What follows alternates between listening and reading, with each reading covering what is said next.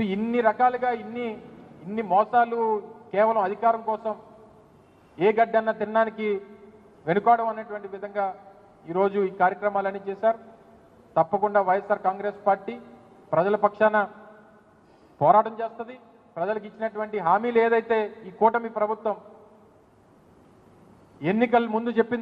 ఎన్నికల్లో చెప్పిందో అధికారంలోకి రావడానికి చెప్పిందో వాటన్నిటి కూడా నిలబెట్టుకునేటువంటి విధంగా వారి మీద ఒత్తిడి తీసుకొచ్చేటువంటి కార్యక్రమం కూడా వైఎస్ఆర్ కాంగ్రెస్ పార్టీ చేస్తుంది అనేటువంటి విషయాన్ని తెలియజేసుకుంటూ ఎన్నికల ముందు ఒక నినాదం తీసుకొచ్చారు. Hello AP, bye bye YCP అన్నారు.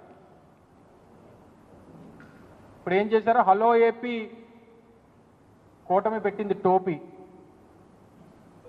ఇది మరి ఎవరు చెప్తారో ఎవరితో చెప్పించుకుంటారో ప్రజలు అనుకున్నటువంటి మాట ఇది.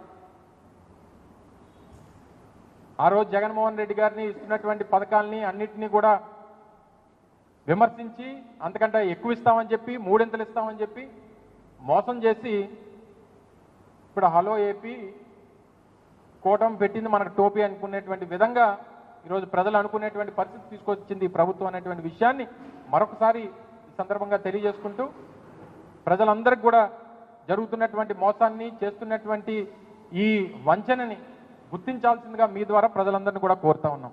Thank you.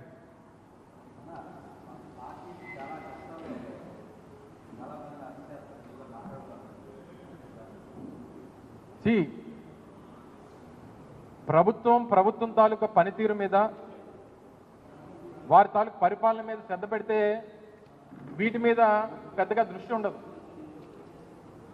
ఇప్పుడు ఎవరిని అరెస్ట్ చేస్తారు?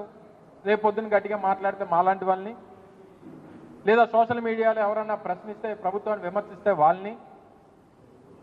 ఈ ప్రభుత్వం ఏదైనా వారి వైఫల్యాన్ని ఎత్తి చూపేటువంటి ఎవరినన్నా సరే మేము బెదిరించి మా రెడ్ బుక్ రాజ్యాంగాన్ని అమలు చేసి తప్పుడు కేసులు పెట్టి అరెస్ట్ చేసి వారిని నోళ్లు మూయించేటువంటి ప్రయత్నం చేసేటువంటి దిశగా ఈరోజు ప్రభుత్వం పనితీరు ఉంది.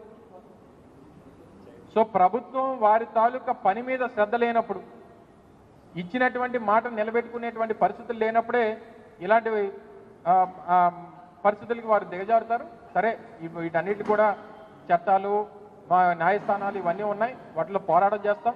తప్పకుండా ప్రభుత్వాన్ని మాత్రం నిలదీసేటువంటి విషయంలో ఎప్పటికీ కూడా వైఎస్ఆర్ కాంగ్రెస్ పార్టీ వాళ్ళు ఎంతమంది అరెస్ట్ చేసినా వెనకడిగేసేటువంటి ప్రసక్తే ఉండదు అనేటువంటి విషయాన్ని మరొకసారి ఈ సందర్భంగా తెలియజేస్తా ఉన్నాం. ఓకే, చెప్తున్నా కదా, మళ్ళీ సేమ్ ఇందాక చెప్పినట్టుగా ప్రభుత్వాన్ని, సో వారు ఏదో మాట్లాడారని గత ప్రభుత్వాన్ని గతంలో అధికారం ఉన్నప్పుడు లేదా అధికారం పోయిన తర్వాత తెలుగుదేశం పార్టీని విమర్శించారని చెప్పి ఆయన మీద కేసు పెట్టారు. ఇదే ఇప్పుడు కూటమి నేతలు గతంలో మేము అధికారంలో ఉన్నప్పుడు ఆ రోజు జగన్మోహన్ రెడ్డి గారి మీద కానీ వైఎస్ఆర్ కాంగ్రెస్ పార్టీ నాయకుల మీద కానీ ఏ రకంగా మాట్లాడారో అని ఇవన్నీ మేము పరిగణలో తీసుకుంటే ఇప్పటికీ అక్కడ ఉన్నటువంటి వారు అందరూ కూడా జైల్లో ఉండేవారు. సో ఇవి కాదు, ప్రభుత్వంలో మీరు అధికారం ప్రజలు ఇచ్చిన తర్వాత మీరు శ్రద్ధ పెట్టాల్సింది పరిపాలన మీద, ప్రజలకు ఇచ్చినటువంటి హామీల మీద.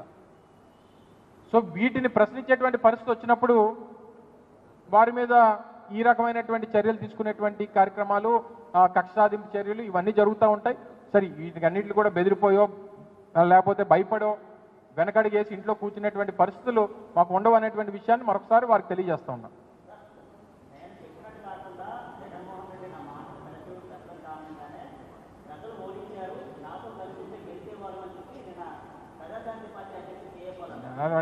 ఇక్కడ చిన్న అలాంటి విషయాలు వాటి గురించి ఏం మాట్లాడు, ఓన్లీ ఆ రీల్స్ సోషల్ మీడియా చూసుకున్న వాళ్ళకి సరదాగా ఉంటుంది తప్ప ఇక్కడ గౌరవం ఉండదు. అక్కడ మాట్లాడుకుంటాం ఇంకేదని చెప్పు, అంతేగా. Thank you.